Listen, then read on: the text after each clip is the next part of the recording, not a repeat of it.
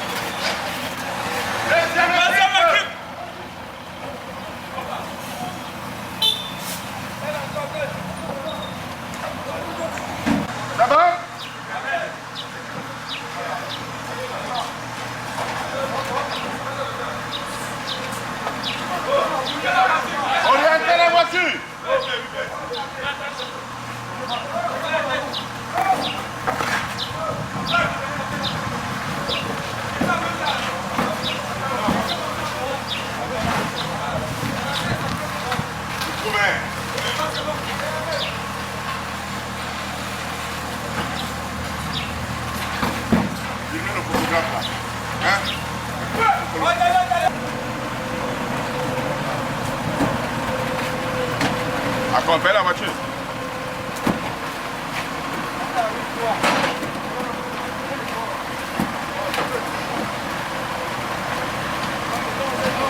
Et moi le derrière, c'est ça.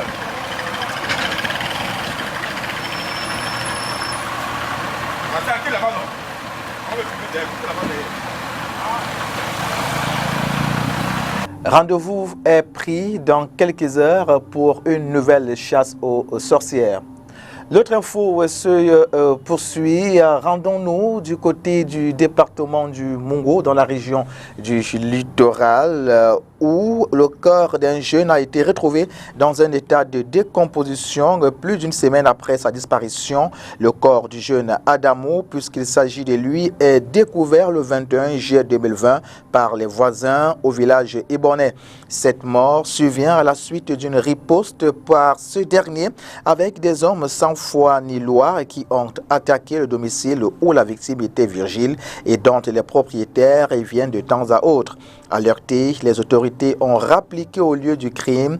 Une enquête est ouverte pour retrouver les auteurs de cet acte on ne peut plus criminel et odieux. Écoutons à présent quelques réactions au micro de notre collaborateur Apollinaire et Kamini pour le compte de l'autre info. J'étais en train d'accompagner mon fils au lycée comme il compose le bac.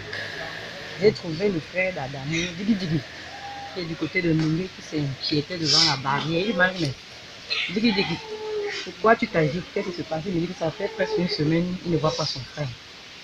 Quand j'ai jeté un coup d'œil là, j'ai dit, mais la porte est ouverte, il va aller chercher. Il me dit, oui, c'est comme ça depuis. Le téléphone sonne, mais il ne prend pas. Il dit, mais tu n'as pas essayé d'appeler M. Georges Eton, le propriétaire de la maison. Il me dit qu'il n'a pas son numéro. Bon, allons donc chez M. Mbassi. On appelle, on essaye de voir s'il y a son numéro par là. C'est comme ça qu'on a un chemin. Il dit, bon, va chez M. Mbassi. Il dit que ton frère, depuis une semaine, il n'a pas de telles nouvelles. Et tu es inquiet. Qu'on essaye un peu d'alerter les autorités, qu'on escalade pour voir comme la porte est ouverte et les rideaux sont allés chercher. C'est ce qui s'est passé. Je suis allé en rentrant, j'ai seulement trouvé le commandant et ces éléments-là. Nous avons escaladé pour venir constater ce qu'on fait. On a entendu qu'il y a un cas ici, là, dans l'environ, dans le Monaco. Nous sommes donc venus, on a trouvé qu'il y a un policier avec son frère, Djibi Djibi. C'est là qu'ils étaient dedans, on a escaladé. On est arrivé là, on a trouvé, comme vous voyez sur la vidéo et les photos, quand il était séquestré, on l'a tué. Et franchement, je suis confus parce que c'est un petit qu'on était ensemble. Donc, nous ne sommes pas entrés comme les étrangers parce que nous sommes de la même localité. Je dis que vraiment, cet acteur de méchanceté, on ne doit pas laisser les malfaiteurs comme ça parce que les mots me manquent. Ces gens, franchement, méritent. Si on peut faire les enquêtes, on trouve vrai, ces meurtriers qui ont fait ce scandale. Vraiment, la loi doit faire le travail. On ne doit pas simplifier parce que d'abord, nous sommes en insécurité. Depuis un certain temps, dans l'arrondissement, les coups de vol par-ci, les coups de vol par-là. Dans la même veine, je vous invite à présent à suivre la réaction du frère du propriétaire de la maison. C'est le propriétaire qui m'appelle pour m'informer qu'il y a un problème chez lui. On l'a appelé qu'il y a un problème. Comme c'est mon frère, que je viens donc constater. J'arrive donc, dans la barrière. On m'amène d'abord là où il y a le corps. C'est tout qu'on a décoté le gars et on a mis le poignard dans son pied. Après maintenant, avec le enquêteur, on constate aussi que la porte centrale aussi est cassée. Nous sommes entrés à l'intérieur. Ils ont saccagé partout à l'intérieur. Et on a constaté qu'il y avait une bouteille de gaz qu'ils ont emportée. Notre homme de terrain, Apollinaire Kameni, a pu capter quelques temps forts de ce crime. Aux âmes sensibles, prière de vous abstenir.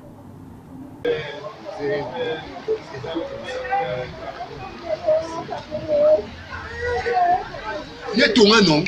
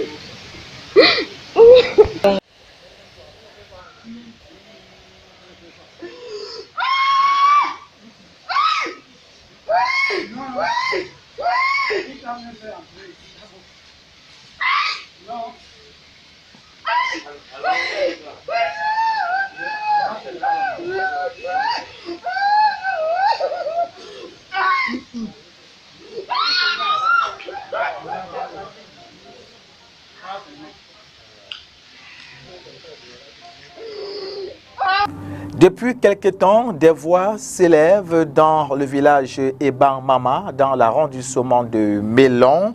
Les populations de ce village traduisent leur non-adhésion au choix du chef du dit village, le nommé Dipandamanga.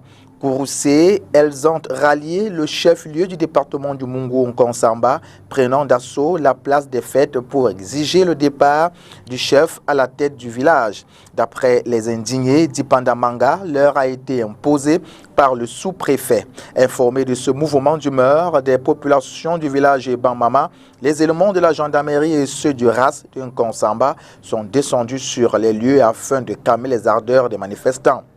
La présence des hommes en tenue a permis l'ouverture d'un dialogue. Une rencontre est annoncée dans les prochains jours avec le préfet du département du Mungu pour un arbitrage juste et équitable. Quelques réactions à présent des manifestants au micro de notre collaborateur Apollinaire Kameni pour le compte de l'autre info. Les autorités qui nous ont accompagnés nous ont rassurés qu'ils vont trouver une solution à notre problème. D'ailleurs, ils ont proposé qu'ils vont m'amener devant le préfet pour que je lui transmette nos doléances. Voilà. Maintenant, vous pouvez crier.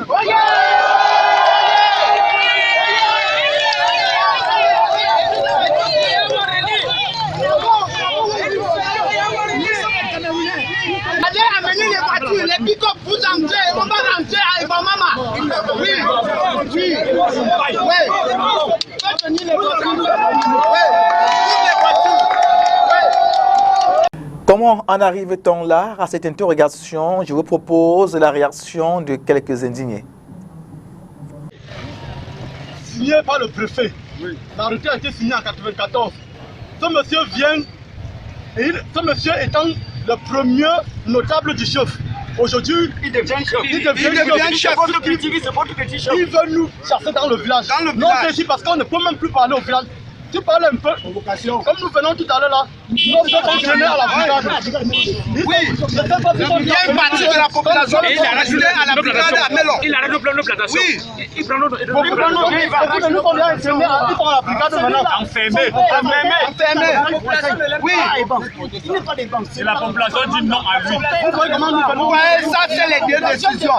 La décision de création du village Ebamama. La décision de l'arrêté préfectoral du premier chef Eawa René Alors il y a un jugement d'hérédité que son fils a fait au tribunal de première instance. Ce sont les pièces maîtresses qui doivent entrer dans le dossier de procédure en désignation d'un chef. Alors il y a succession à la chefferie de Bamama et non désignation. La tenue de palabre a eu lieu en présence de Dipandamanga. Il ne saurait être notable et chef. Vous avez rempli une audience pour rencontrer le préfet? Oui, bien sûr, j'ai rempli une requête pour rencontrer le préfet en ce jour, mais nous sommes plutôt en train d'être traités comme vous voyez là.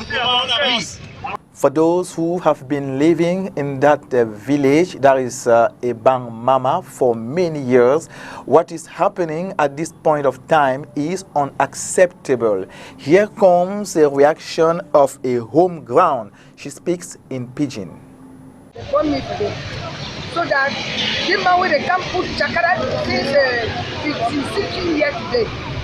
He don't come say the TV, we don't know it. I don't be in a boy, but I never ever hear his name. Man with our chief, he want to check, he only go buy money, me they can't put him a beach. You know a beach for 5 people.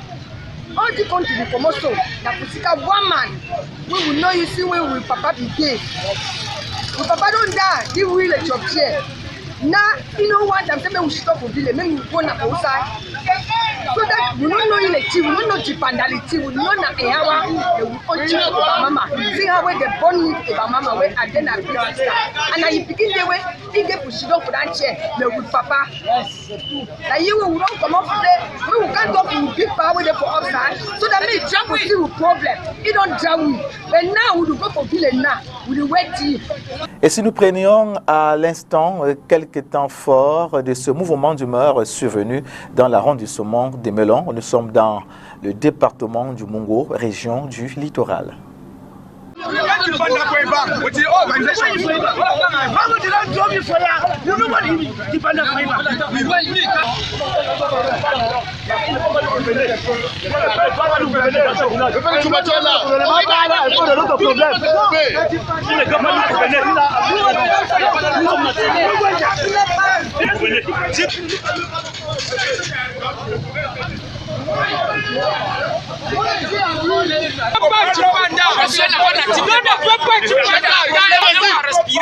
y a des mecs qui encouragent, qui nous crient partout, on ne parle même pas respirer dans les... Il ne quitte pas, il n'y a pas de problème. Il ne peut jamais nous gouverner, c'est ce que nous avons décidé.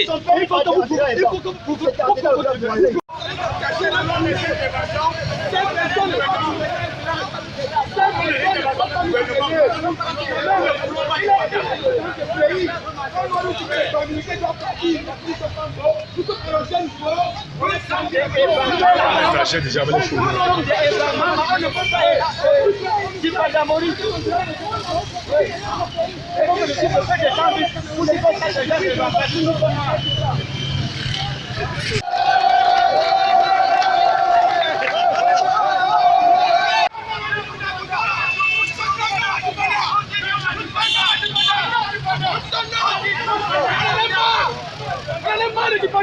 Non, on dit non.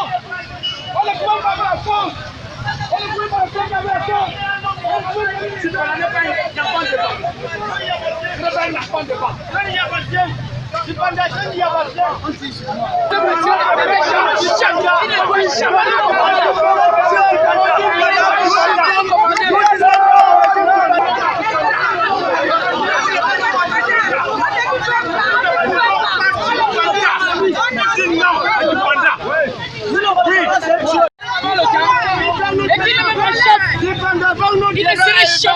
je n'ai pas peur, c'est moi qui dis. Nous disons non au régime du Banda. Je ne sais pas, monsieur.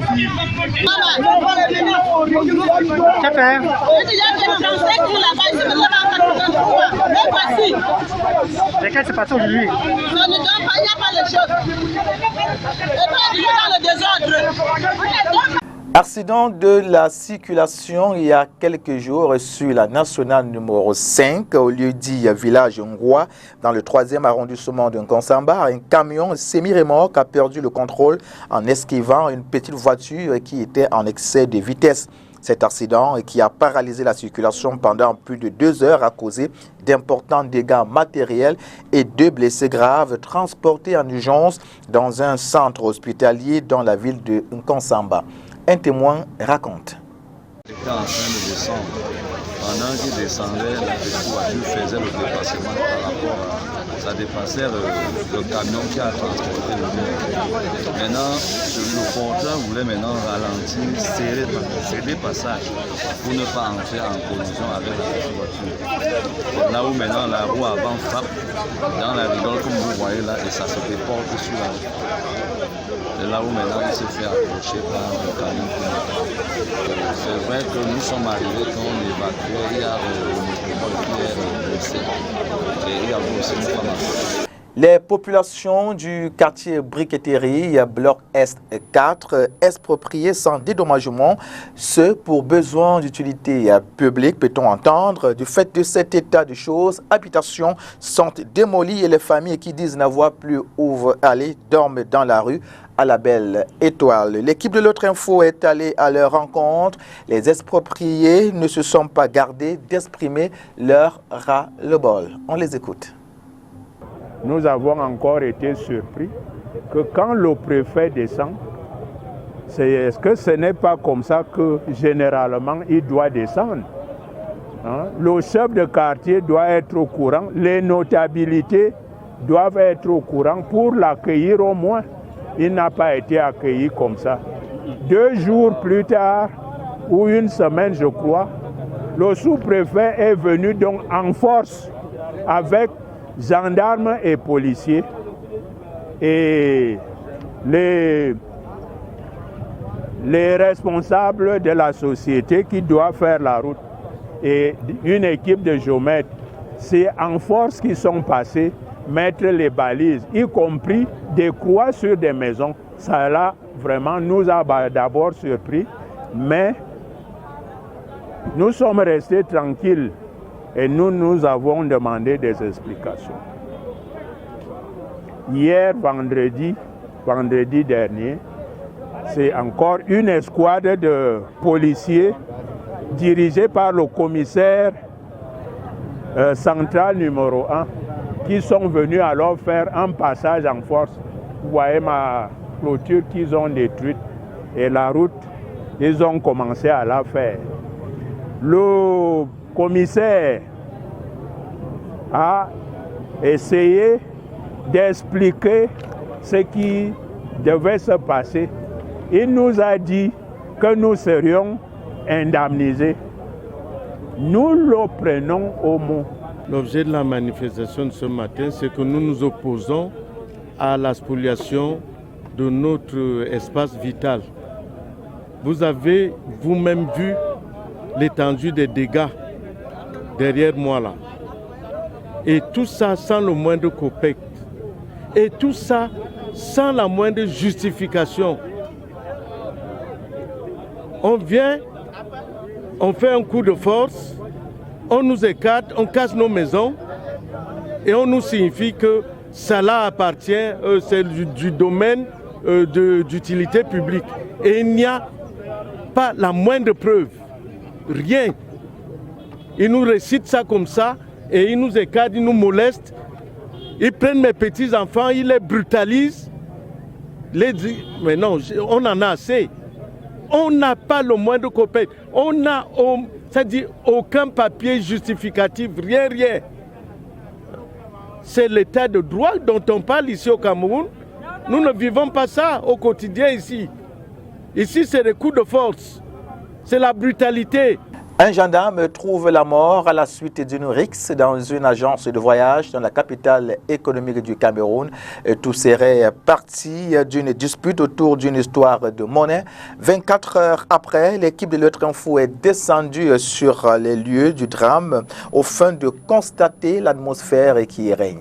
Notre reporter Inès Pangan nous en dit plus dans ce reportage. Les attroupements et les bus stationnés sont des qualités exceptionnelles de cette agence de voyage située à la douche municipale à Akwa, dans le premier arrondissement de Douala. Les habitués de Finex Voyage, perdus, apprennent avec beaucoup de peine qu'elle a été scellée. Je suis arrivé à Finex comme à l'accoutumée pour effectuer un voyage pour Yaoundé. Mais à ma grande surprise, j'arrive, je trouve que l'agence est déserte et qu'il n'y a personne.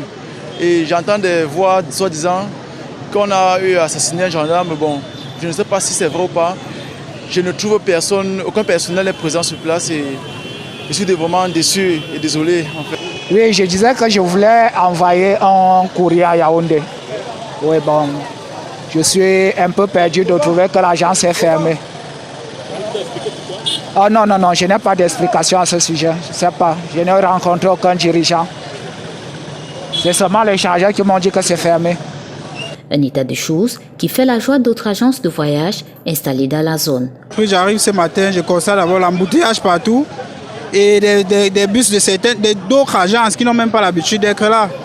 Quand je me rapproche, donc, je vois un téléphone avec la photo, on me montre là l'assassinat d'un jeune gendarme parce qu'on lui a demandé 100 francs de frais de toilette. Un témoin rencontré ce 23 juillet 2020 expose que les déboires de Finex Voyage ont commencé la veille.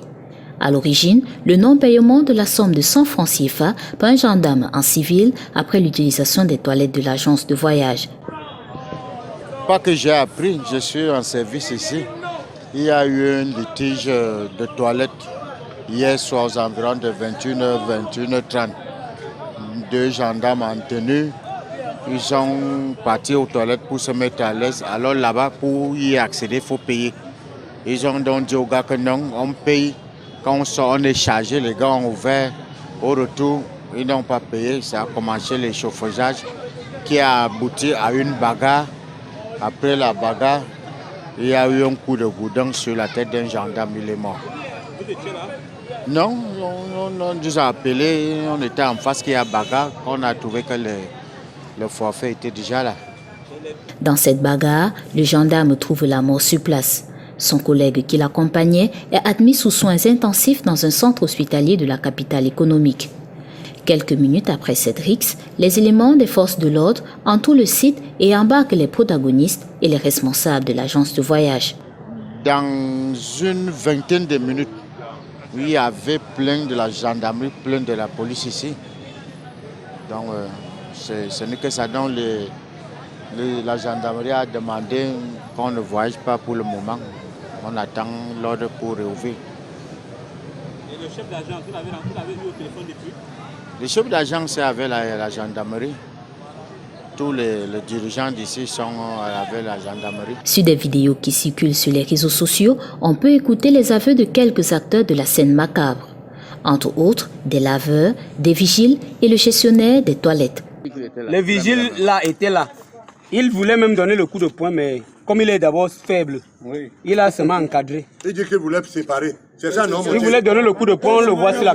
Mon directeur a dit que tu voulais séparer, non? À l'écran. Membre. Je dis, le type, toi-même, n'est-ce pas? Il y a qui là-bas que tu connais? Donne-nous seulement les noms. Il y a les caméras, non? Laisse les caméras. Donne les noms. Laisse les caméras. Sauve-toi. Donne les noms. Que tu connais, papa? Vaki, Varan.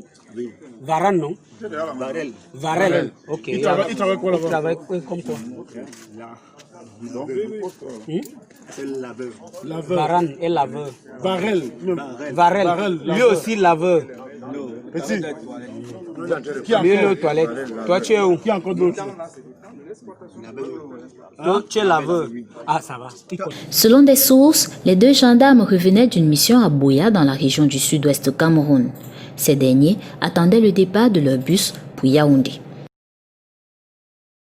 Fin de cette autre livraison des faits de société et des faits divers sur Spectrum Télévision.